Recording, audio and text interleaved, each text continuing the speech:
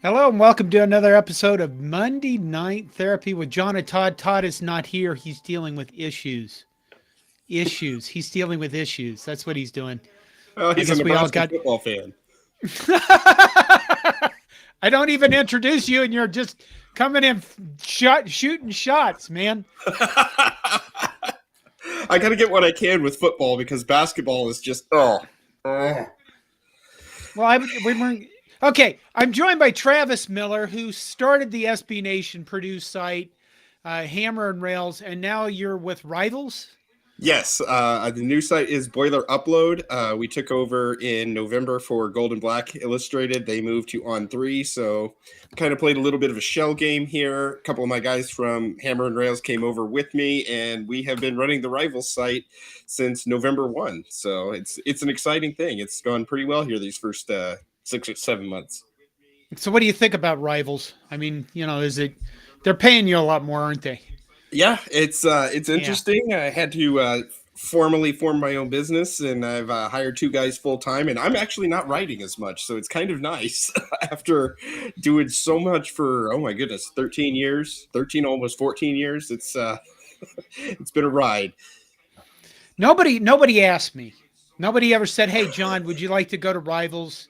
There was this giant flux. Nobody asked. Nobody said, "Would we want to have the guy that is known for swearing the most out of all Nebraska media and all of Nebraska football? We want him in running our site." Nobody said that. So I'm still with my site, CornNation. We do have a burgeoning YouTube channel though, and I'm thankful for that. We do 2 live shows a week, this is my only socialization. And what's good about it though? You know what's good about it? Huh.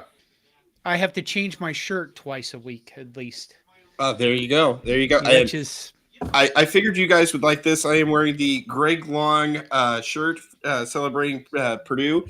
And for those of the uninitiated, he is the Purdue offensive lineman that picked up the beer and drank it on the field at Iowa 2 years ago during Purdue's 24-7 upset of the then number 2 Hawkeyes. And I'm sure that gained a lot of attention, and he became a good friend of your program at that moment.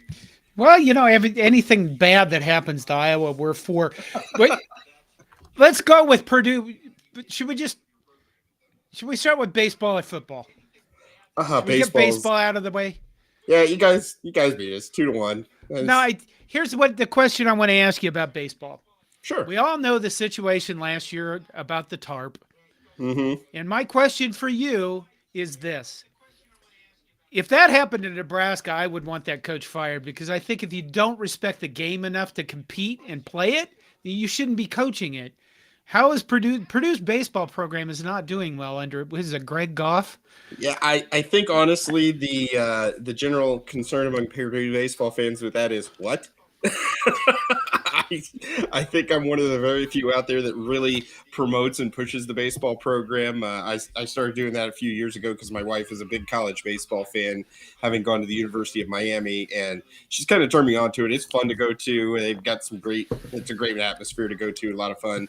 But we're not great at baseball. We've made the tournament 3 times, and 2 of those have been since 2012. So when we won the Big Ten in 2012, it broke a 103-year streak of not winning the Big Ten. Oh my God, I remember that. Now you bring it up. So we don't have much of a program. And kind of helped this year was be a little bit better than last year because they started very, very strong last year. We're the last undefeated team in the country. And this year just never really came together. I think their longest win streak was only 4 or 5 games. And they had a lot of games where just the bullpen couldn't close out the job. All 3 starting pitchers will be back next year, so there's some hope, but it's just kind of a middling program right now, and we just missed the Big Ten tournament because we lost the series to Nebraska. So there's not much pressure then for baseball. No, not really. The previous coach, Mark Wazakowski, he came in. He replaced Doug Schreiber, who was there forever. He's actually still coaching at Purdue Fort Wayne. So, but Schreiber's an alum. He won the Big Ten in 2012 with us, and then kind of tailed down. Wazakowski came in and took a team that had won 10 games in Schreiber's final year, and 2 years later had him in the NCAA tournament, which is probably a large reason why he is now coaching at Oregon and doing very well. Right. Oh So my. Greg Goff took over for him, and it's just kind of been around 500 and not a lot of pressure. I mean, it's just kind of a whatever sport, really, for us. I would love to see them do better, but they just kind of lack that consistency. And Wazakowski showed what they can do, but I don't think any guy that is that successful is going to stay very long, unfortunately. Right. Well, I'm constantly on record thinking the Big Ten needs to do more to up the level of baseball. I mean, Maryland won the Big Ten for the second year in a row, and their RPI is 45. I mean, if this conference was a decent conference, I would expect their RPI would be, I don't know, 8, 12, somewhere in there. Yeah, and I mean, we've seen that the Big Ten champion can host a regional. I know Purdue's done it, Indiana's done it, Maryland did it last year, Illinois has done it. It's just there's not a lot of consistency. It seems like these teams, they build up for, a 2-year run, and then they have to totally retool. And at least that's been the case for Purdue. All right, football, the sport everybody wants to know about anyway. So 2022, Jeff Brom wins the Big Ten West, and then he leaves. Your reaction to that? Was this something y'all knew? It wasn't a total surprise. We kind of saw it all year because we knew that the Louisville job, there was a very good chance it was going to come open. I heard all the rumors around Satterfield. And then Satterfield was fairly successful down there this year and just ended up leaving for Cincinnati. So as soon as that came open, with it being the second time I believe it was open since Brom had been at Purdue, weren't really surprised that he left. His heart's kind of been there. And really, you kind of saw it all season. It was, the way the comments were, the way the atmosphere was around the program, very successful year, but there were also a lot of players that it was ending their time as well. Again, it was one of these cycle classes where this was the year that he was kind of building to. And then next year it was going to be a bit more of a rebuilding year. So I'm not shocked. I don't blame him. I mean, if he wants to go home, he wants to go home. He has definitely left the program in a significantly better space than it was when Darrell Hazel was here.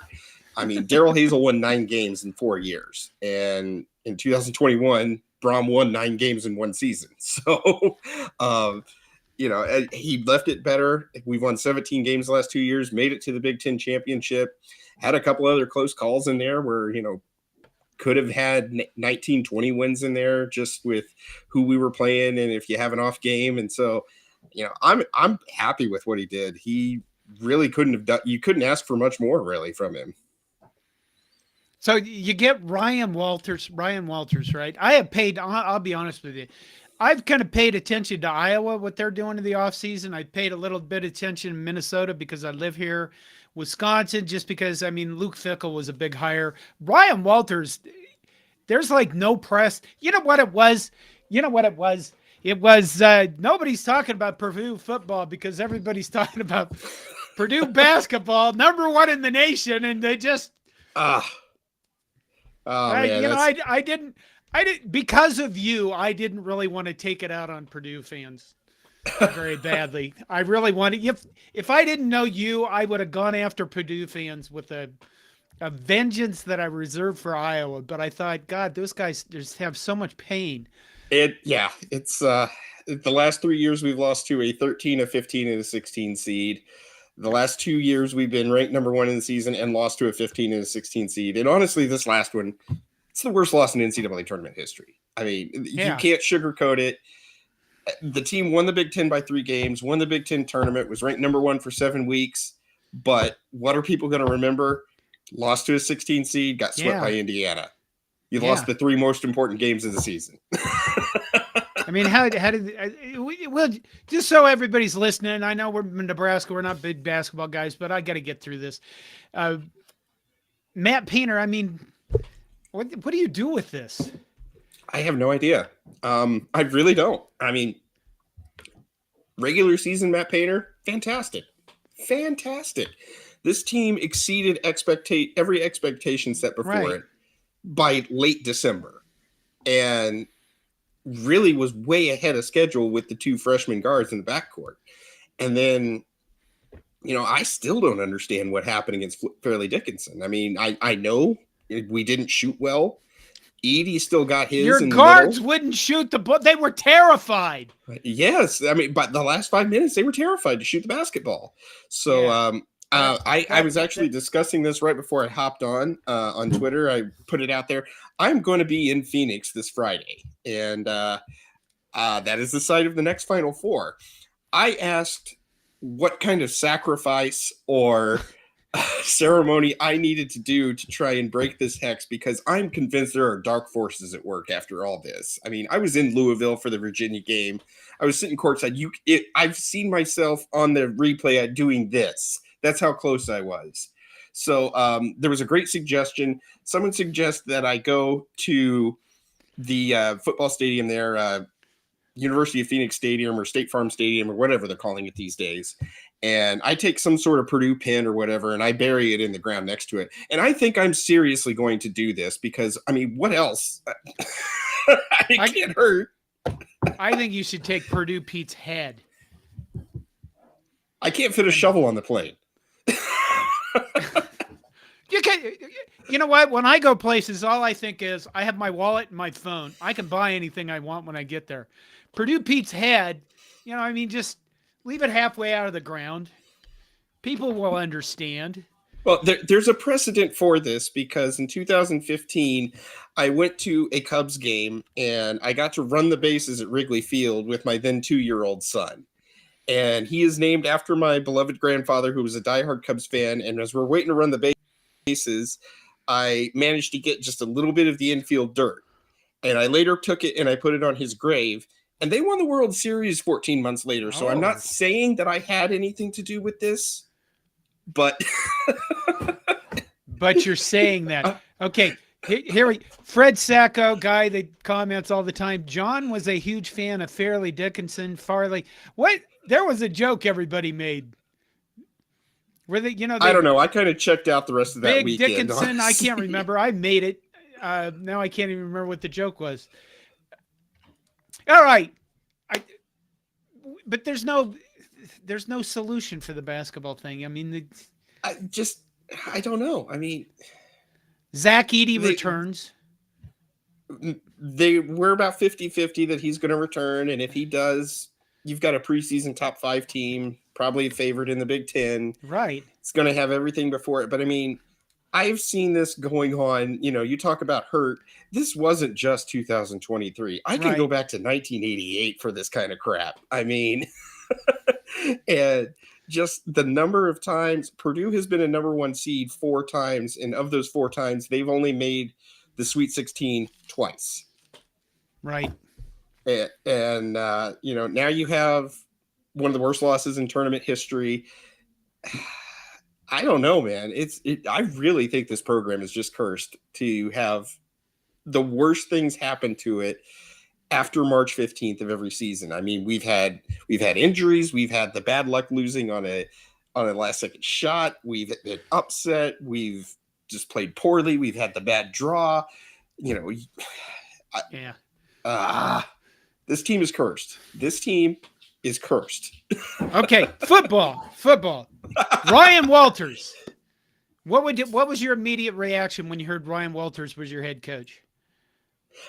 I kind of wanted to reserve judgment. I know we had, anytime you have a coaching opening, you put out all the names of who you want to get and everything. And I don't think he was on a lot of people's, early radar. But now that he's been named and kind of what we've seen him do and everything, I'm very intrigued by it. Probably the thing that has me most intrigued is he's very young. Yes. He's one of the youngest head coaches in Division I, honestly. And his whole staff is young. I've got to get used to the fact that most of Purdue's coaching staff is now younger than I am. When, for the longest time, Brahms in his 50s, much of his staff was, in his 50s and very well seasoned, had been around a lot. But I kind of like what he's doing. He's going with a very young staff. You can tell that the vibe is very different around the program. just a little bit more upbeat. He seems to be relating to the coaches a little bit better, or to the players a little bit better. And he's managed to just change the vibe. It's, there's nothing that, like, there wasn't like a major, oh, this was going on in the locker room behind the scenes or whatever. But from everything that I've seen and what everybody was saying is the Baram thing had kind of run its course. And I Right. think some of the players were like, okay, we're tired of you flirting with Louisville. We want you to be here for us. And now he's come in, and those that have stayed, because obviously you've got the transfer portal and everything, it seems like he's connecting, and I'm really excited. We got a new quarterback coming from Texas with Hudson Card, pairing him with one of the hotter offensive coordinators in Graham Harrell, and that's going to be interesting to see. It's going to be a challenging year, but I think that the pieces are there that they could surprise, and I don't think they're going to win the Big Ten West again, but I mean, a bowl game I think is a reasonable expectation. Well, we have about 40 minutes to cover, so. Okay, Ryan Walters. He was the defensive coordinator at what? Missouri, right? Illinois. Was he at Missouri at all? No, he was from Colorado. Okay. That's where he played in college. Okay, so he's evil. We have a reason to hate him, Husker fans. He already has the black and gold thing going on for him. So, he played at Colorado. I didn't know that. God. Yeah, Okay, I'm pretty sure he played at Colorado. So there's a new level of hate. There's a new level of hate we can have for Purdue right there. He was what was it? The Frank Broyles award-winning. You know how they give the best assistant coach award thing. I think he did that. He's a defensive-minded coach, which is different for you guys. He's brought in Graham Harrell, who obviously was a Texas Tech quarterback and he's an air raid disciple. Mm-hmm. And we're going to see. Definitely. We're going to see the air raid. Yeah, but that's what Purdue does. That's what Purdue does. So you guys are okay with that? You're fine with the air raid? Yeah, I mean that's what got Purdue back on the map when Joe Tiller came in. Yeah, I mean, a lot of people say that he brought the forward pass to the Big Ten, and I remember those first few years. He's lining up 5 wide receivers, and most of the opponents were had never seen anything like that before in the Big Ten, and so he wins 9 games his first year. I think a lot on, okay, what the hell? How do we defend this? You can have 5 receivers out there. I liked watching Joe Tiller Purdue. I mean, I have watched a lot of college football my entire life, not just the conferences Nebraska played in, but I did like Joe Tiller's Purdue offense. It was fun, and it was, they were, Drew Brees, right? Yeah, I mean, noted football enthusiast. It's interesting to note that when Nebraska looks at somebody and they go, we're going to run the ball and we're going to have a fullback, we all go, oh, God, a fullback. And you guys look at this and you go, oh, an air raid, 5 wide receivers. Oh. So it's a difference of, there's a lot of Nebraska people who just believe, and I want you to address this, that you can't run the air raid and be successful in the Big Ten. And a lot of people are going to go, well, Purdue was never successful in the Big Ten. And you can't throw the ball in November. So Brom struggled with that because his was a pass-heavy offense, and that was one of the knocks against him is his teams always struggled if the weather was bad. I mean, they had a loss to Minnesota in the pouring rain. They had a loss to Iowa this past year when it was windy and everything else. And that always was an issue. But, I mean, climate change is coming for us all anyway. It's going to be a balmy 75 degrees in late November before too long. So, but honestly, I think it'll be fine. I mean, if you're at Purdue, you have to do something different.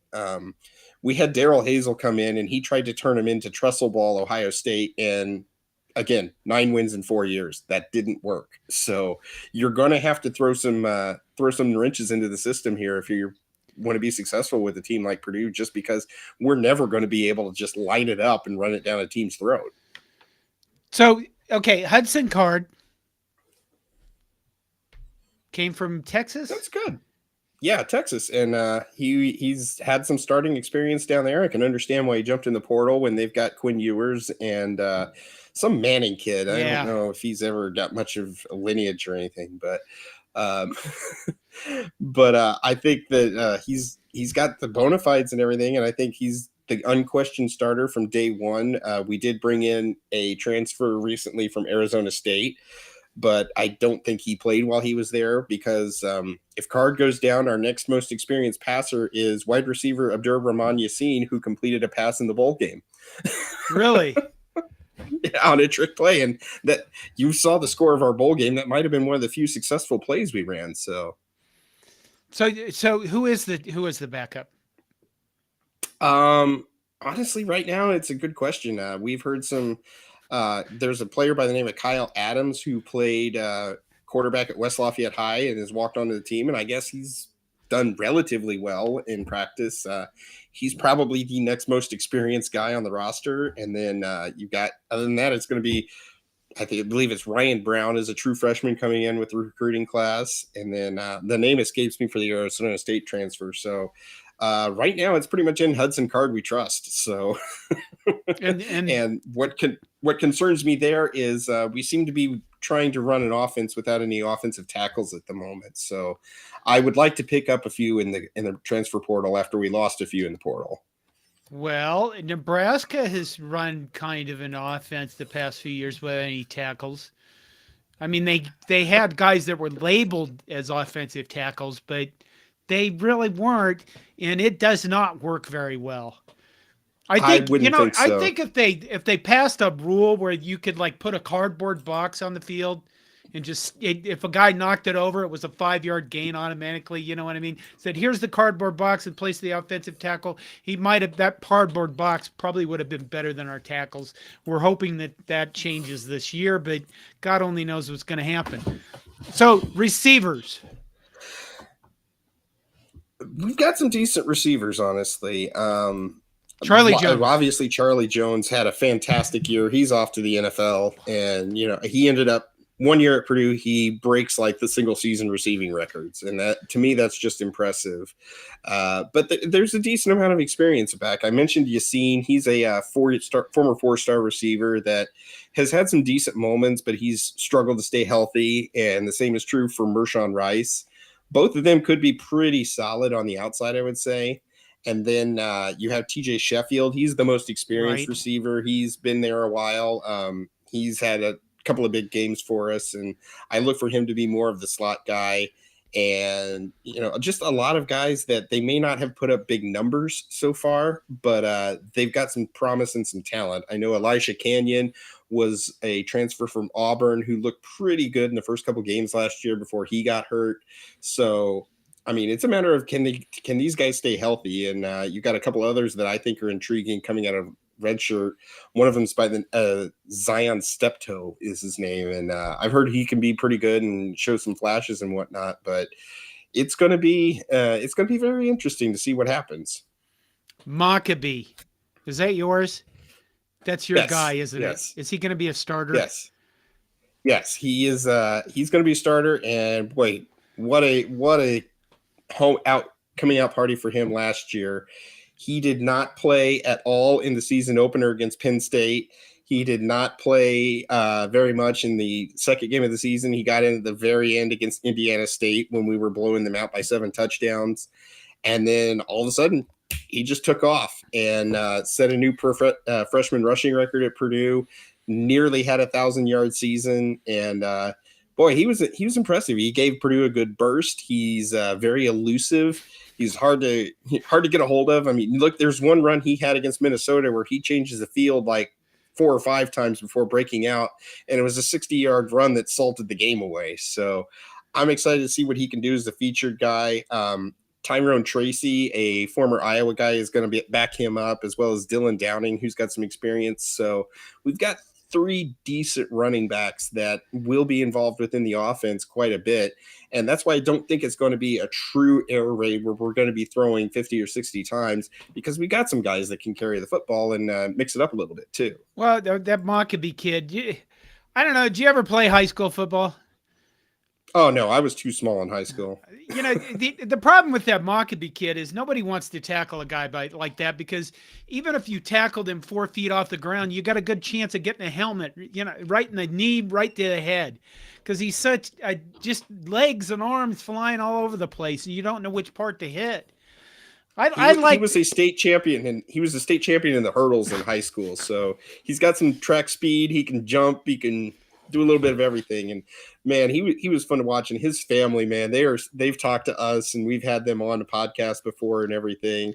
They're just so elated that that it is taken off. And one of the first things Ryan Walters did when he got to West Lafayette was like, okay, you were a walk-on? Well, not anymore. You ran for 100 yards against my defense. Here's a scholarship, son. So he's on scholarship, rightfully so, and it's great to see. It was one of the players that I really honestly would turn on a game just to watch, just to see how the other defense would try to play against him. But okay, offensive line, you don't have one. We've got the pieces of an offensive line, honestly. There's a couple of returning starters that have got a lot of experience. I'm thinking center Gus Hartwig. He's battled some injuries throughout his career, but he's very, very solid in the middle. And we got a couple other starters. I believe both guard spots are pretty much taken care of with Marcus and Bo and Mahamane Musa. Both of those guys are redshirt sophomores, and they kind of came on last year and played some real big roles. But tackle right now is going to be very, very interesting. Just because they've tried to address it within the transfer portal. They've gotten a few guys like Luke Griffin from Missouri and Jalen Grant from Bowling Green, but there's not really. I think we might have one true tackle that we know of on the roster, and you need at least two, from what I've heard. I've heard that too. I think we'll see what happens with Nebraska's line this year. I mean, like I said, our offensive tackles were pretty terrible. Well, under that guy we fired, I don't think we had an offensive line. I mean, we worked Cam Jurgens into being an NFL center, but that's about the only thing I think you can really hang your hat on with his tenure on the offensive line. Recruit as Walters. What's your impression? I mean, finish this sentence, John. What's your impression of him in recruiting before we get to your defense? I mean, we've seen Matt Rule, I think, go out for Nebraska and try to get in-state guys to commit to Nebraska. Well, what we actually have seen is Matt Rule actually make an effort in recruiting, which is something different that we saw under the previous coaching staff, because they just said, I'm Scott Frost, and thought people were going to, oh, we're coming to Nebraska. And so what's your impression of Ryan Walters so far in his recruiting prowess? It's been interesting. Obviously, when you come in December you're right in the middle of the recruiting cycle, and his first task was trying to keep as many guys that were already committed for 2023 on board. And then now this is really the first coaching cycle where we've had the transfer portal be a major thing. So he's been hitting the transfer portal. He's gotten some guys from major conferences to come over, which is encouraging. He managed to hold on to a decent number of the players within the 2023 class. They were able to sign in December and whatnot. And then in 2024, he's really gone all over. His biggest pickup so far is a quarterback by the name of Marcos Davila from Midland, Texas. So, like you mentioned, that Drew Brees guy, we have a lot of history with quarterbacks from Texas. So he's a 4-star, looks like the guy he wants in Graham Harrell's offense. So right now it's a case of hopefully he'll come in and after this coming season and be able to work behind Hudson Card and, take off once he's ready to go. And then, he's recruited Texas, he's recruited Tennessee. He's been able to get some of the top guys here in state. So I think he's doing relatively well, and we'll see how well things go over the summer. But as I'm sure transfer portal, man, it's putting the whole roster in flux right now. And so I'm sure we're not the only program in the nation that has that's going to have a lot of new faces and be like, okay, who are you? And just a matter of, can he get it to fit together? And if he can, I think it can be a successful year this year. Okay, there's a comment before we actually started this show on YouTube from the big time boiler. I think a lot of people are sleeping on this Purdue team. Interested to hear the talking points from Travis. They definitely improved the roster from where it was going into this season. What do you think of that? I I I think it's going to be a little bit better. I'm trying to have measured expectations just because we do have to replace a starting quarterback. We do have to replace an All-American wide receiver. There's quite a few players on the offensive line that transferred out. We've lost some people on defense. The secondary is a major question. But if it can come together, and that's going to be the real test, I think the pieces are there, and it's going to be very interesting. The non-conference season is not insanely difficult, but it's not easy either. We open with Fresno State, and that's a team that they're always going to be dangerous just from their background and everything. Then we go to Virginia Tech, which they were 3-9 last year, but it's still a road game at Virginia Tech. Right. And then we host Syracuse, and Syracuse was a team Purdue had them beat last year and kind of piddled the game away in the last minute. It's one that should have won last year. So, I think once we get into the Big Ten, we didn't get any favors. We got to play Michigan and Ohio State from the East. Right. So, and then we have to play Wisconsin, and we never beat Wisconsin anyway. So, I don't know what's going to happen first. Purdue beats Wisconsin in football. Purdue basketball makes a Final Four, or the heat death of the universe. So, okay, you guys always have one guy on your defensive line that's like some kind of first round NFL destroy machine, right?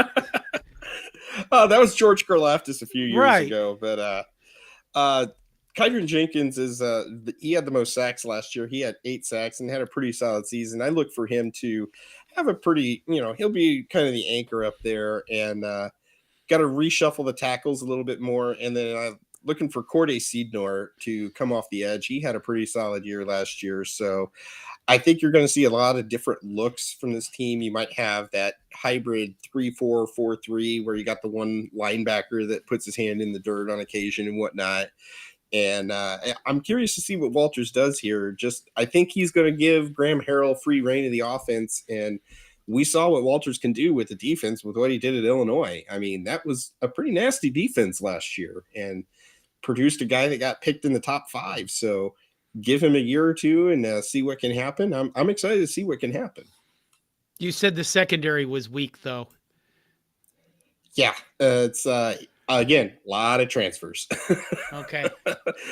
You've got Sanusi Kane is probably the guy with the most experience at safety, but a bunch of guys that haven't played, haven't seen a lot of time.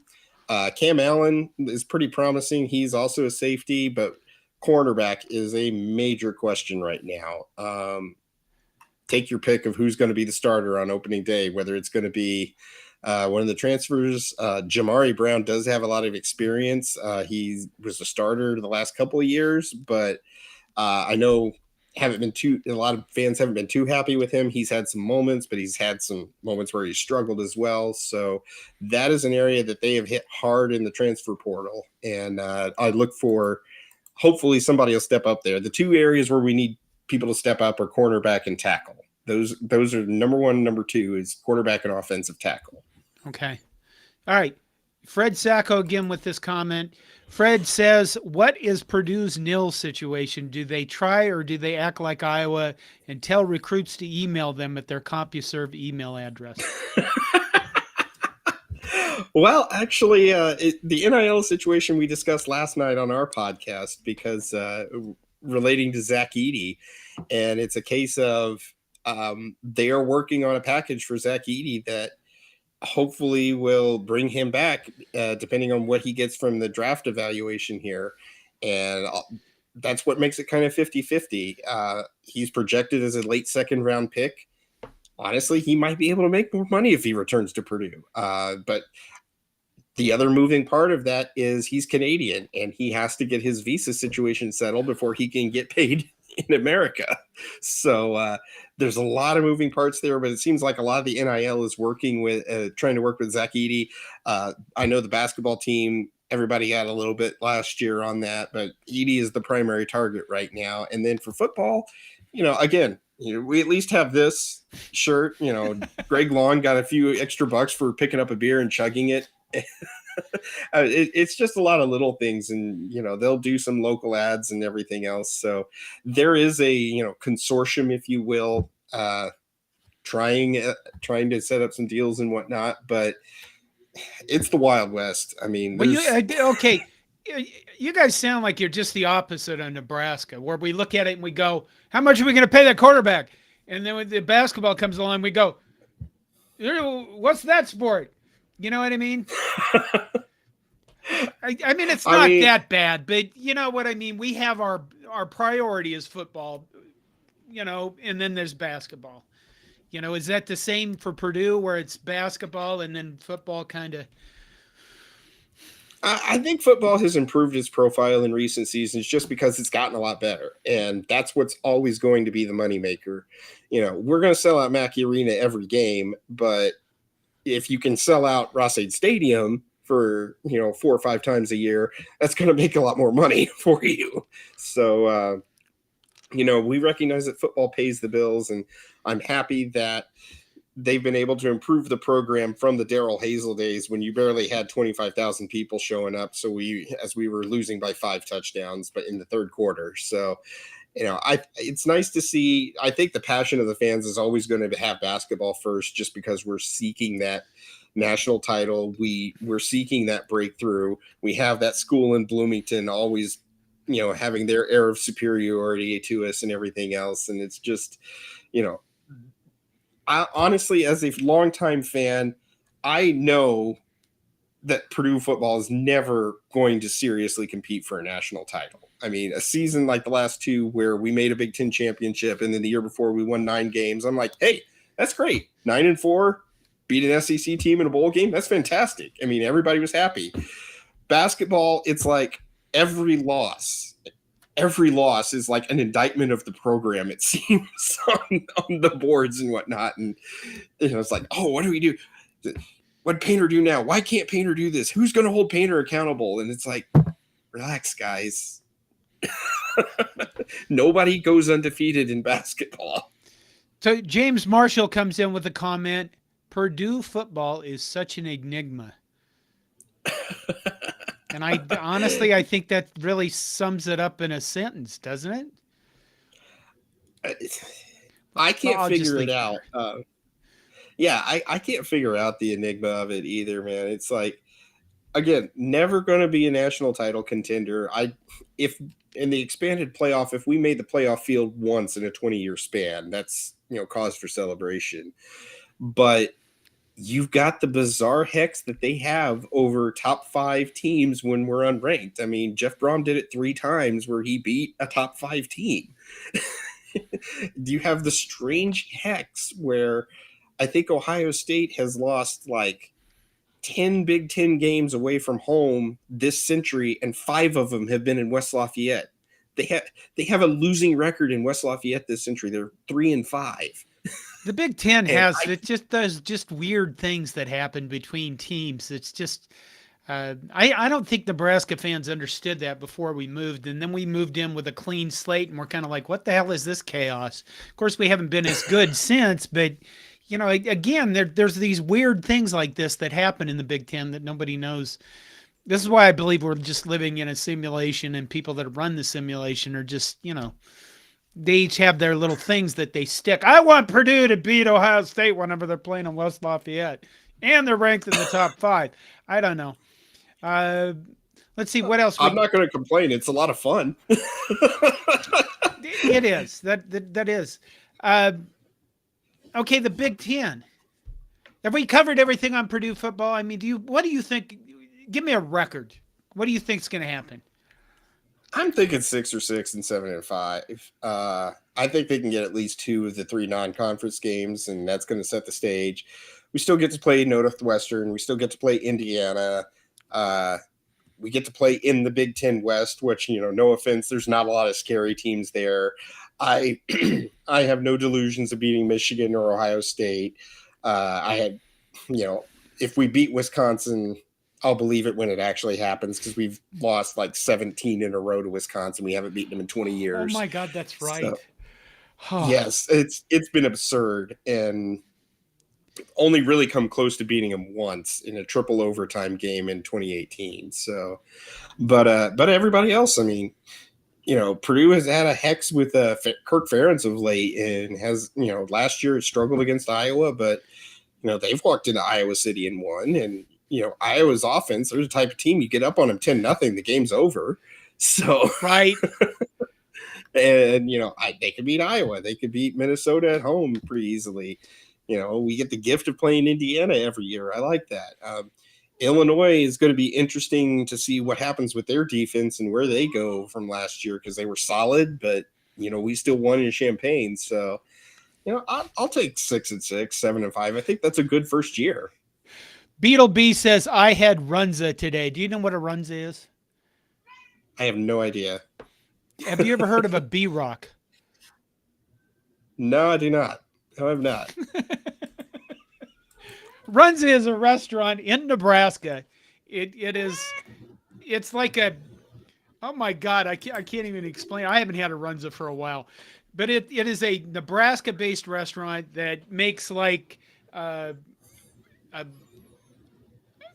hamburger and like cheese filled. The bun is all around it. How in the hell am I not explaining this? Somebody in the comments explain what a Runza is, for God's sakes. I haven't had it. Well, Nebraska is there's a cat in the picture. What the hell was Yes, my cat has hopped on the table. Ventress, get down.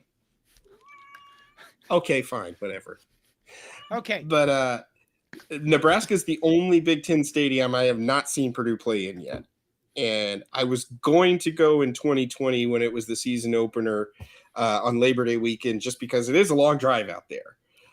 So I don't know if I'm going to be able to make it this year, but I do want to see them play in every Big Ten stadium. That's the only one I got left, at least until USC and UCLA and the University of Pyongyang and McGill and whoever the hell they're going to add in the next 20 years.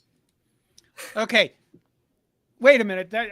Linda Wilkins, who's a regular, comes in and says it's hamburger, cabbage, and onion wrapped in sweet bread dough. That sounds a little bit like a kolache, honestly. You know what? We were talking about cold games earlier. The key is that Nebraska games, if it's cold out, you buy 2 Runzas, you stick them in your pants. You're never cold. They literally could last for days. You buy in steaming hot, and they're honest to God the best hand warmers or whatever else you want warm. Well, here we go. Here's some more coming in. Roger Moore. Runza equals ground beef, diced cabbage, and melted cheese in a flatbread. I'd try it. They're good. They're good. I mean, for me, because I have to have a. Fred Sacco comes in with ground beef, cabbage, onions wrapped in a doughy pouch, not to be confused with Ben Gates' doughy pouch. But I eat a low salt diet, so when I eat any kind of fast food, it's really heavily salt to me. So I don't really eat. I haven't had a Runza in quite a while. Let's see what else. The Big Ten. Well, I got 2 directions in which we can go. Kevin Ward's an idiot and proved himself to be an idiot, or the fact that this coming season is a huge year. 2023 is going to be the last year of the Big Ten West, really. Have you looked at the different scheduling options where they have flex rivals scheduling? They're looking at like maybe keeping 2, maybe playing 3. What do you think of the scheduling of the future for the Big Ten? I don't even know what they're going to do. I don't know if they're going to keep divisions or if they're going to split into 4 divisions. One of the jokes that I've had is I could see them not only adding USC and UCLA, but also Arizona State, Stanford, Cal, Washington State, and Oregon State. And then you split into 2 divisions, East and West, with the Big Ten championship game on New Year's Day in Pasadena. Wow. but Do you think they're going to be but expanding that soon? I mean, if you listen, honestly, I didn't expect USC and UCLA to be coming along. I was on vacation last year, and you know how it went. It cropped up in the morning like USC and UCLA are close to joining the Big Ten. You're like, this isn't happening. This has got to be a joke. And then 5 hours later, it was legit, and they were putting it on BTN. So who knows what they're going to do? You always hear about, are they going to add more of the West Coast schools? Are they going to try and dip into the ACC? The one thing that I just like is Purdue is locked in. We're one of the original members of the Big Right. Ten, so we don't have this great history, but we get to keep that money train going because we started this whole thing back in 18 whatever. 1892? Something like that. Just Look so up, you know, I am doing college football history videos, and I started in 1869, and I'm going forward on my YouTube channel. So you should send people from your rival site over to my YouTube channel to look at college football history videos. All right. right. And look up James H. Smart, the Purdue president that like organized the first Big Ten. He has the greatest mustache in history. I will remember You that. need to find a picture of him because it is an incredible mustache. So, okay, we're looking at USC, UCLA coming in, and one of the things I always bring up on these podcasts or this YouTube channel, whatever, is that where Nebraska wants to be. If we're going to be successful as a program, we want to be in the top four, and the top four to me is going to be Ohio State, Michigan, Penn State, USC, UCLA. Realistically, with them coming in, it's going to be Ohio State, Michigan, USC, probably as Lincoln Riley is there, and they're recruiting. And then there's who's number 4 in that, do you think? I mean, I think Penn State's right there. They rightfully got the bid this year. They were in the Rose Bowl, weren't they? Yeah, they were in the Rose Bowl. But they were a solid number 3 this year. Their only 2 losses were to Michigan and Ohio State, and Purdue was right there with them this past year, and was about a play or 2 away from beating them in the season opener. And now that we look back on it, Purdue probably would have gone to the Rose Bowl if they had won that game, just because they would have had one more conference win. They would have been easily the number 3 team in the conference, and I think they've got an edge up on that. But the rest of it's just kind of a grab bag. I mean, Wisconsin's just one of those programs that they're never quite there, but they're always really, really good. They've dipped a little bit, but it's going to be interesting to see what they do under Fickle here. And, I think they've got an advantage. Iowa's always solid, at least. Iowa's Iowa. Right. I mean, that's the best way I can describe it. So it's tough to say if there's a number 4 team there, and I think it could be one that it just changes year by year by year. I don't know anything. What else? Kevin Warren in this whole I was on a show just earlier. There's this whole YouTube environment of college football people that I'm plugging into now that I never did in the past 15 years at SBNation, but now on YouTube I'm starting to build a whole different thing there. But I was on a show earlier with the voice of college football Michigan guy, and we were talking about that it's now up to $65 million the Big Ten is going to owe Fox because of this whole in case you guys haven't heard this, apparently Kevin Warren, our beloved former Big Ten commissioner, highly beloved by me. I know you guys knew that. He gave the what was it, the Big Ten conference championship game to NBC when he really didn't have the rights to do that, and they're going to have to pay Fox back for that. And then they owe money to Fox because of the COVID years because there wasn't enough programming. And then we're up to $65 million now. And I realize that it's $1 billion contract, and you kind of look at it and go, well, they'll make it up. But it's still, you hired an idiot that basically gave. I think something would happen to me if I gave away $65 million out of incompetence. Yeah, Honestly, I still don't see what benefit adding USC and UCLA adds to the conference because yeah, you're getting a few extra $1 million, but look at the budgets that you're going to have for travel. I mean, who's excited to watch Rutgers play USC on a Thursday night in January in basketball?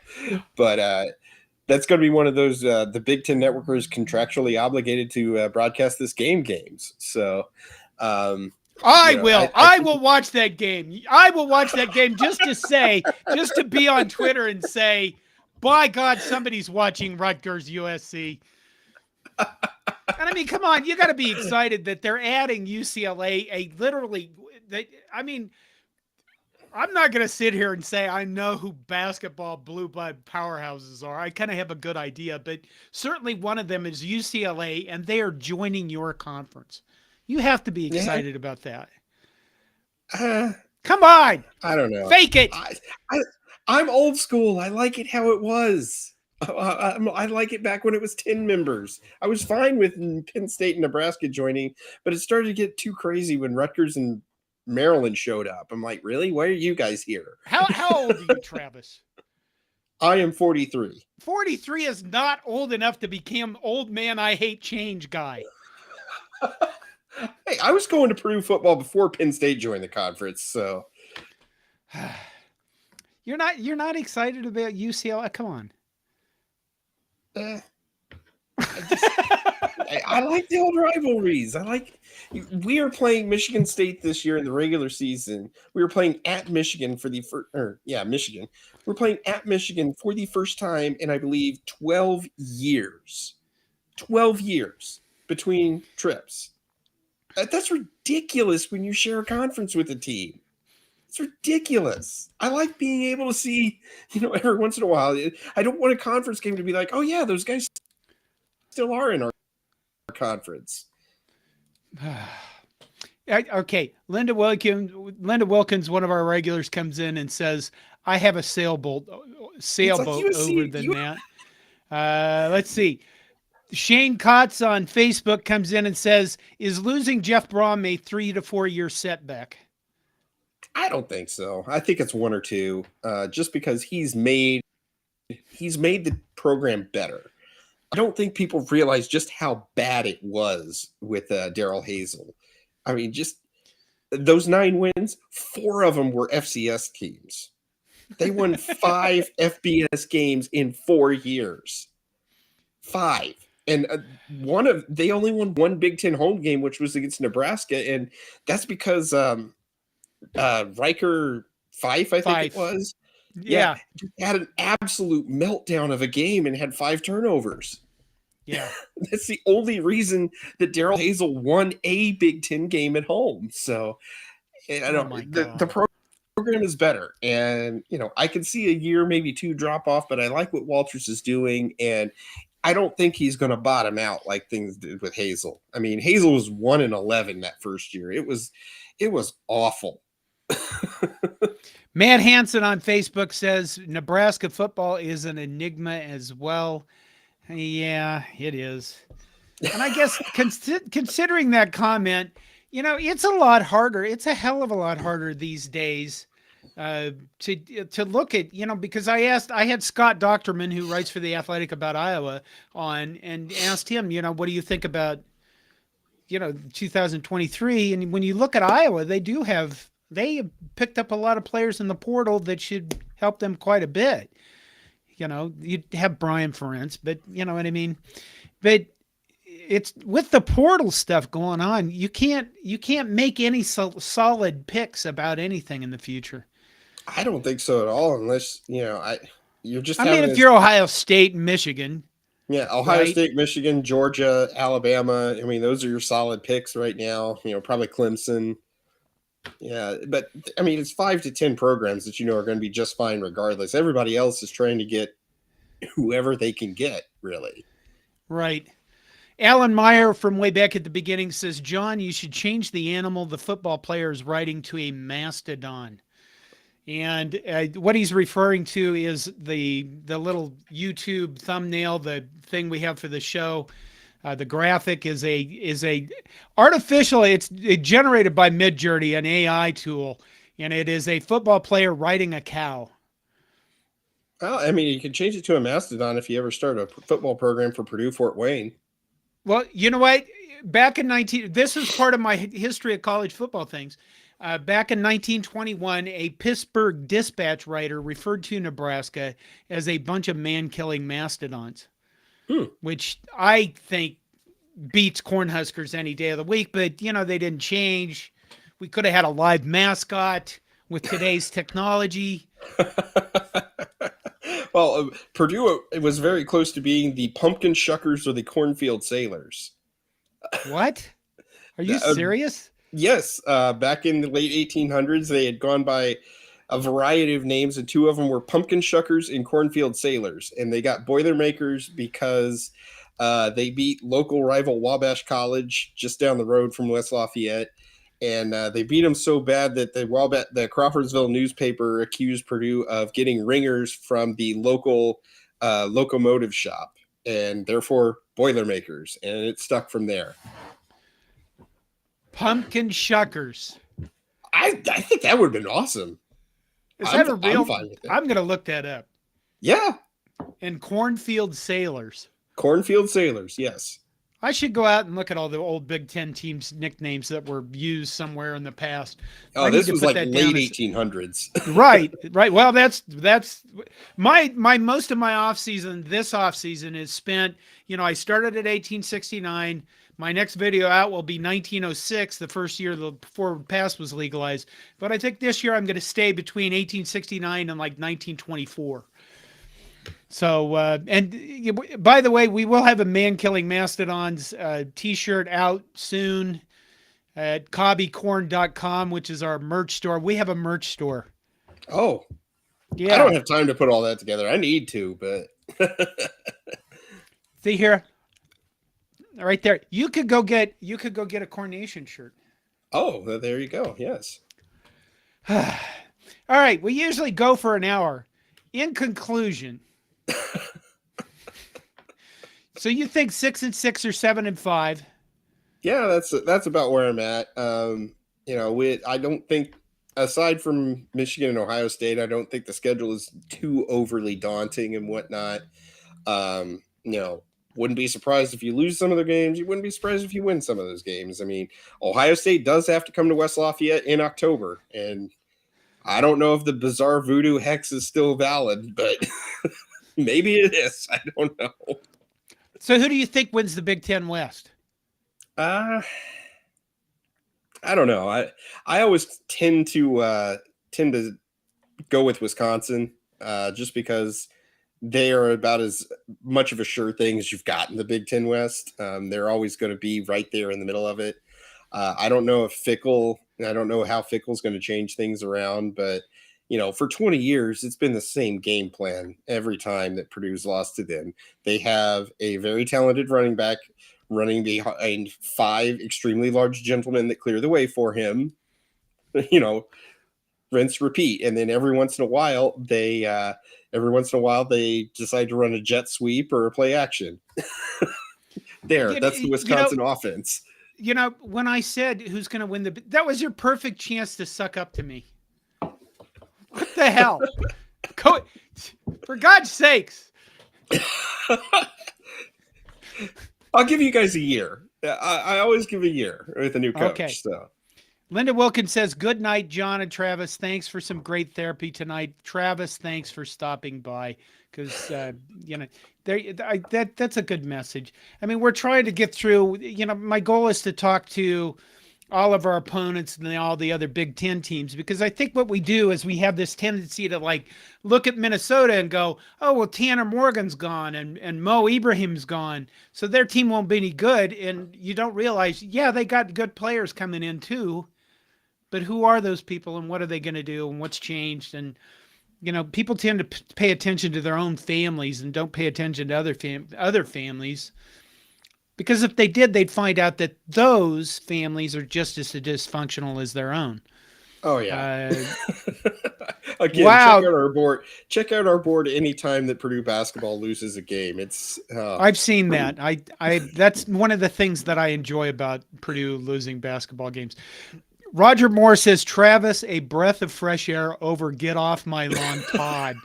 Wow. I put that up here, Roger, just so I could use it against Todd when I talk to him next for not showing up tonight.